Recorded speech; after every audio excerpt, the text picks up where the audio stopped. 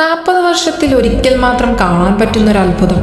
ഒരാളുടെ ജന്മത്തിൽ ഒന്നോ രണ്ടോ തവണ മാത്രം അനുഭവിക്കാൻ പറ്റുന്ന ഒരു അനുഭൂതി.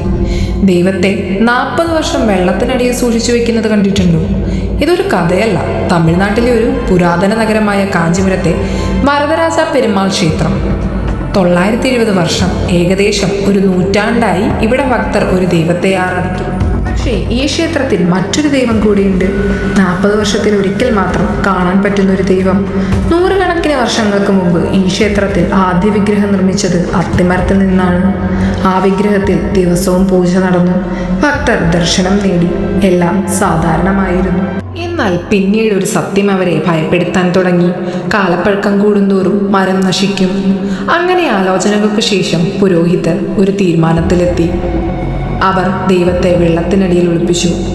അതൊരു സാധാരണ തീരുമാനമായിരുന്നില്ല, ഒരു രഹസ്യ പരമ്പരയുടെ തുടക്കമായിരുന്നു. ആ വിഗ്രഹം ഒരു വെള്ളിപ്പെട്ടിയിൽ ക്ഷേത്രക്കുളത്തിനടിയിൽ സൂക്ഷിച്ചു. ഓരോ 40 വർഷത്തിലൊരിക്കൽ ആ കുളം പറ്റിച്ച് ദൈവം പുറത്തു വരും. അപ്പോൾ ദൈവം വീണ്ടും ജനിക്കുന്നു എന്നതാണ് ആചാരം. ആ ദിവസം വരുമ്പോൾ കാഞ്ചീപുരം ഒരു സമുദ്രമായി മാറുന്നു. ലക്ഷക്കണക്കിന് ആളുകളെത്തും. അവർ 10-15 മണിക്കൂർ വരെ കാത്തു നിൽക്കുന്നത് ആ ഒരു നിമിഷം ദൈവത്തെ കാണാൻ വേണ്ടിയാണ്. അത് വെറുമൊരു ദർശനം മാത്രമല്ല, ഒരു അനുഭവം കൂടെയാണ്. ആർക്കും പറഞ്ഞറിയിക്കാൻ പറ്റാത്തൊരനുഭവം.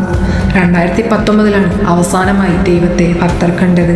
ഇനി 40 വർഷങ്ങൾക്ക് ശേഷം, അതായത് 2059 ഒരു ലോകം മുഴുവനും കാത്തിരിക്കുകയാണ്.